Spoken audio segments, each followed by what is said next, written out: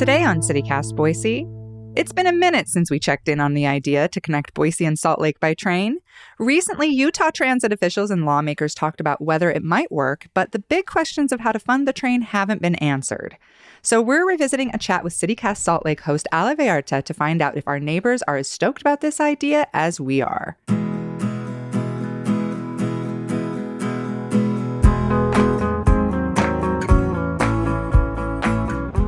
It's Monday, June 26th. I'm Emma Arnold, and this is what Boise's talking about.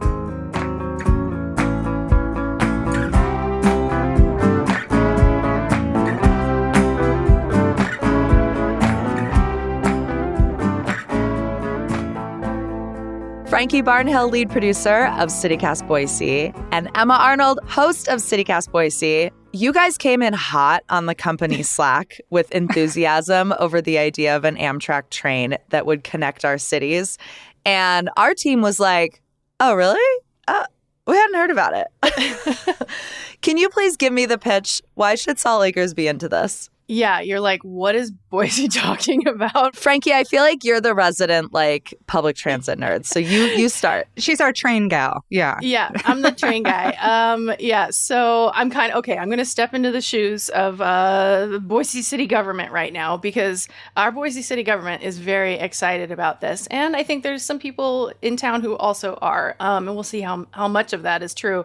But yeah, so did you know that there used to be an Amtrak that would connect Salt Lake to Boise and go all the way to Portland with stops along the way, Allie? This is exciting. I didn't even actually know that. Why is there no longer? So poor ridership, which went. So that's a big cloud that's hanging in the background that we can talk about later. But yeah, it ended in the late 90s. It was called the Pioneer Route. Of course. And yeah, right. Of course. Very pioneering.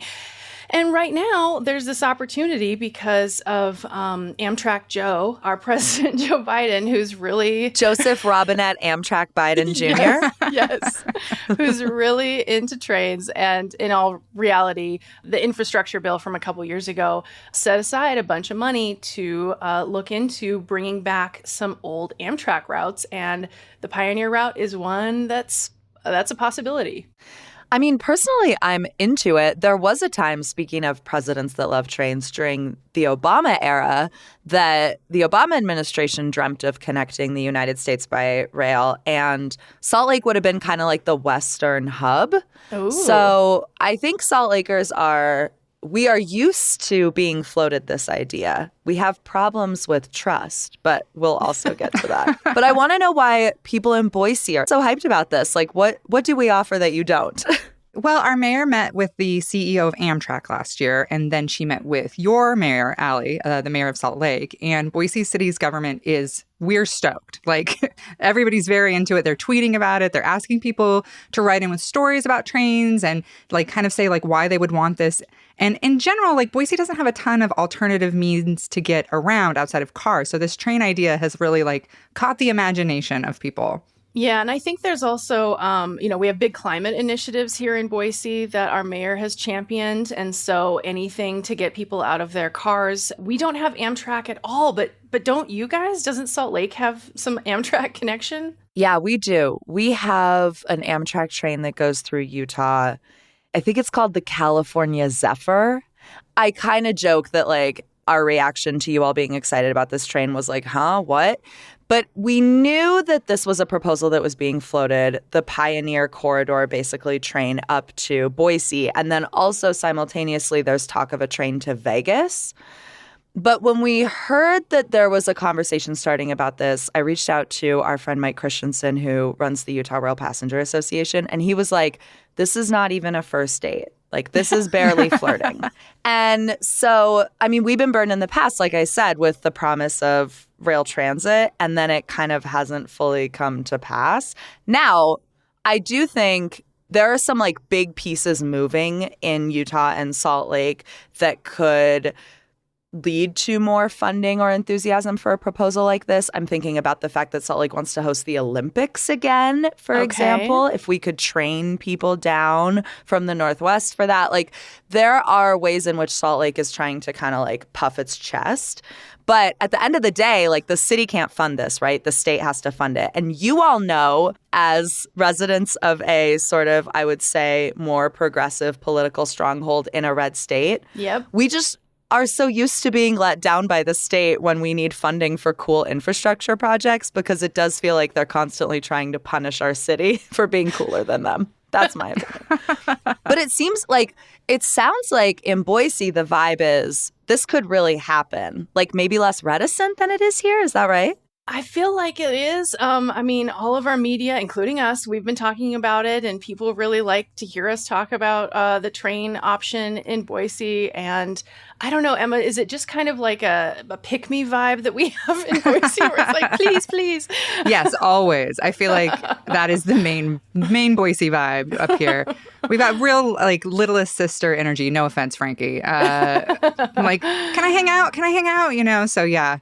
I feel like that's part of it, but also it's part of like being really isolated, you know, from everything, everywhere. Everything is 6 hours away from us at least. And the only way to get there is drive or fly. And I do feel like there's something really romantic about having options with a train line. Like, it feels like you're more part of things. You're more included. Mm-hmm.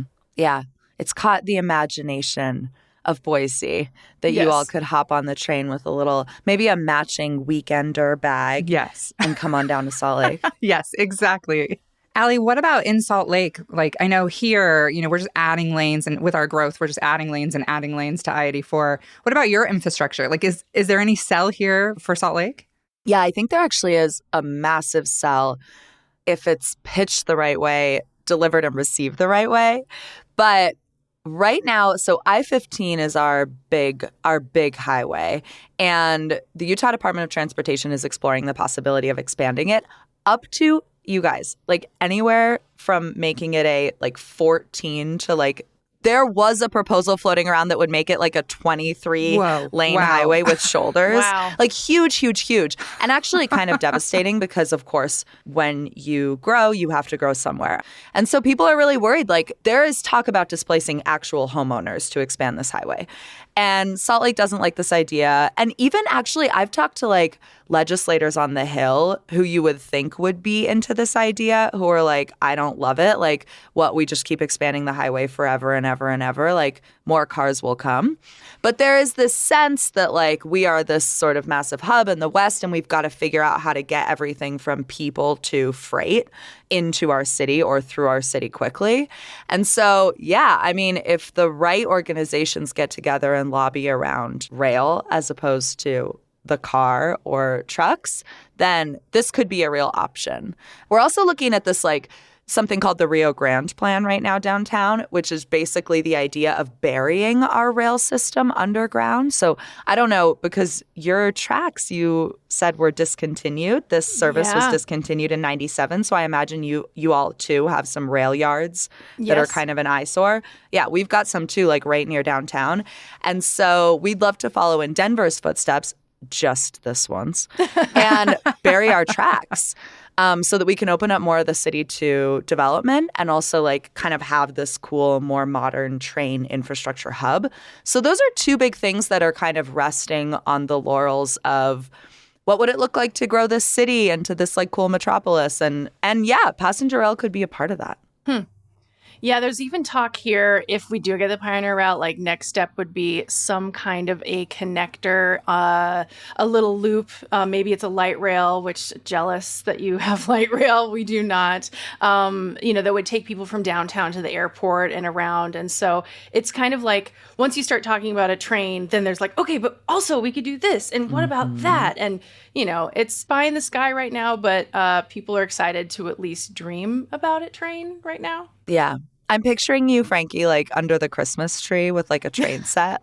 Yes. Were you that kid? Were you building tracks around the house? I totally had a train track around my Christmas tree.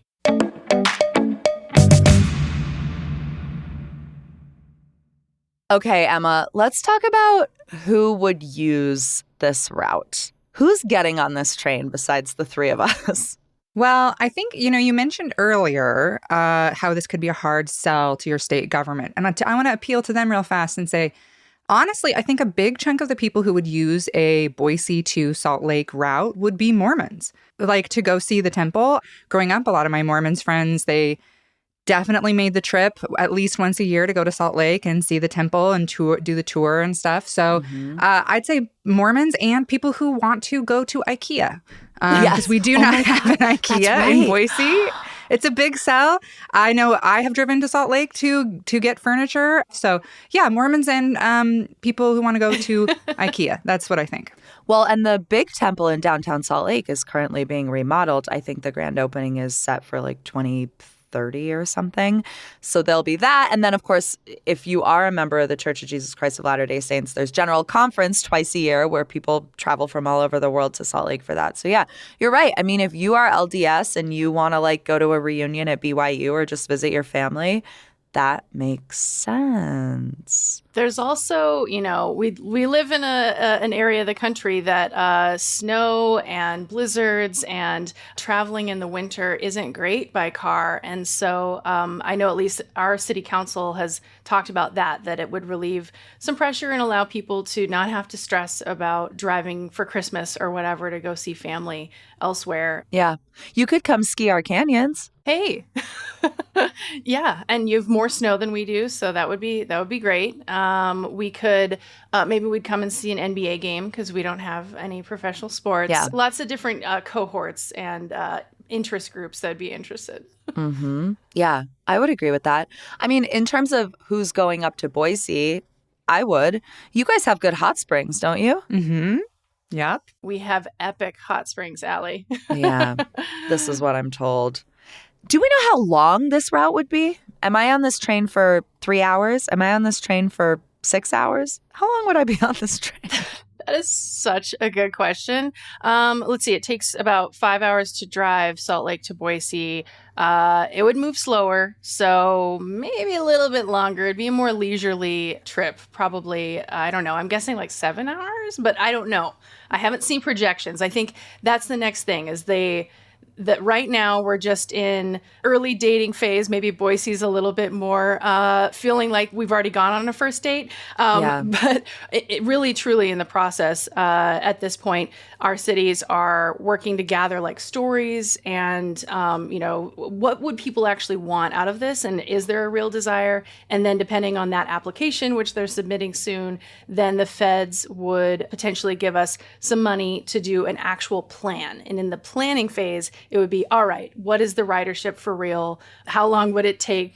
Would people want that? And how much would it cost to bring it back? Because, yes, like you said, the feds want to put up money, but our city and state governments will also need to participate in this eventually. Yeah.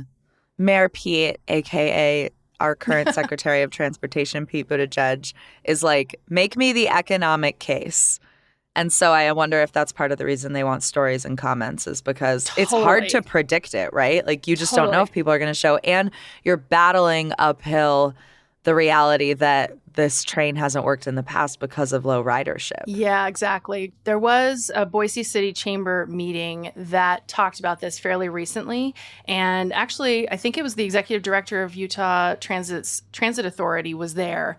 And he said, basically, like, if we're going to do this, we have to be aggressive. We have to be unified across our states and across with all these cities to really make the pitch. Mm-hmm. So is there will? Are we there? Do we want this enough? I don't know. Well, I think our cities and our states have a lot in common. And one of the things that comes up a lot on our show is, do we have the political will, right? Like, it feels like we always end up in that place. And maybe we're there again. But I want to ask you, Emma, of course, we've established that there's a lot that needs to happen before we get this train. And maybe it is a transit pipe dream. I don't know. We'll get there. But if it were to happen and I were to do a weekend trip up to Boise, how would you host me? I'm staying on your couch, by the way. Things are moving quickly. What are we doing? If you rode the train up, I would come down to Salt Lake, meet you. We'd stop in Pocatello, go to Lava Hot Springs, because I feel like for a lot of people, that is like a very singular experience. Lava is gorgeous. The springs there is just perfect. And we'd hop back on. We wouldn't stop in Mountain Home, obviously, for any reason, but we would just come straight into Boise. And then I would do all the Boise things with you. I think like you have a lake, you have skiing, you have mountains, you have snow. So I would do like singular Boise stuff with you. I would be like, we're going to the Basque Block. We're going on the Green Belt. We're going to do like the things that maybe downtown Salt Lake doesn't have, because they're singular to Boise. I'm picturing getting off the train with you in Boise and you turning to me and being like, so have you heard of fry sauce? Yeah. Have you had a finger steak, our state delicacy? What is a finger steak? Oh my gosh, I thought for sure you would know that. And I was joking. Yeah, so Idaho is known for, as well as fry sauce, a deep fried piece of steak, which is like a battered piece of steak called a finger steak, which is delicious. It's a monument to fried food is what it is. It sounds like fair food. It feels like fair food, except you can get it at a lot of restaurants here. It is one of my favorites. Yeah, it's a go-to unhealthy snack for sure. Wow. I want a shirt for when I come back on the train that's like, I took a 7-hour train to Boise and all I got was a finger steak. We'll get those made immediately. Oh my God. And what about you, Allie? If I ride the rails up to Salt Lake, and I'm going to be honest here, I've been to Salt Lake a bunch of times and I'm not being a jerk. This is probably more me. I have not yet had a good time in Salt Lake. So what would you take? Yeah, and maybe that's because I have mostly done overnighters there. So I've been kind of rushed through. But what would you take me so that I'd be like, oh, it's one of my favorite cities. I love it now. Okay, well, I am assuming that, like, let's see. Now I feel immense pressure to design a good day. Okay, here's where we're going to start. We are going to start at the weirdest little spot in the city. It's called Gilgal Gardens. Are either of you familiar with it? No. Okay, so basically what this is this guy who was a religious sort of zealot. He was Mormon, loved his faith, loved his God, was so enthusiastic about his religion that he turned his backyard into a sculpture garden. And so it's this weird sculpture garden. Like the stuff is weird. Like there's like a giant foot. There's a sphinx that is Joseph Smith's head on like Incredible. a sphinx. I'm so sold already. There is all kinds of weird sculptures back there. But the coolest thing about it is that like half of the journey is finding it because he built this in his backyard. So it's in kind of a historic neighborhood. So it's just like in a backyard. Like you just kind of wander. You get a nice coffee and you kind of wander your way in. So we're going to Gilgal Gardens where I'm going to be like, welcome to the weirdest plot of soil in the weirdest little city in America. And then I'm going to take you to the Natural History Museum to see one of the West's foremost dinosaur collections. Okay. Because even if you're not into like science, we have amazing dinosaur collection, and I will teach you how to identify the actual fossils from the casts of fossils. And then we can walk up City Creek Canyon, like take in some views, get a drink, I think, maybe at a rooftop bar, because as I understand it, Boise doesn't have much of a skyline quite yet. Do you have rooftop bars? We need more rooftop We bars. do, yeah. This is a thing, yes. Yeah, so we can do some skyline hopping, like go to some rooftop bars, have a very, very not strong but expensive drink. And then yeah, we're going to go see sports, like catch a Jazz game in the spring, or if it's summer, we have a professional soccer team, Real Salt Lake, and our soccer stadium was just named one of the most beautiful MLS stadiums in the country. So, and we can take the train there. Like you could even probably get on the train after the soccer game and like head straight back up to Boise overnight. I love this day. This sounds like an amazing day. I'm totally in. You're going to have fun in Salt Lake, I promise, Emma. I promise. Okay, you two. Thank you for the chat. Frankie, you're such a transit nerd. I love it. Thank you for bringing the facts. Emma, it's great to see you. And I don't know, I'll see you guys on the rails. Thanks, Allie. See you in the dining car. Yeah. That's right.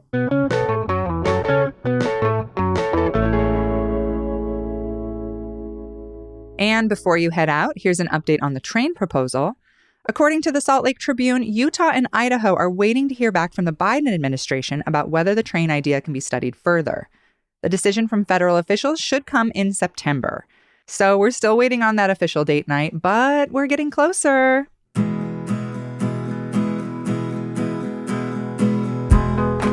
That's all for today here on CityCast Boise. If you enjoyed the show, tell your friends in Salt Lake. We've got CityCast crews all over the country. We'll be back tomorrow morning talking about Idaho's regional foods.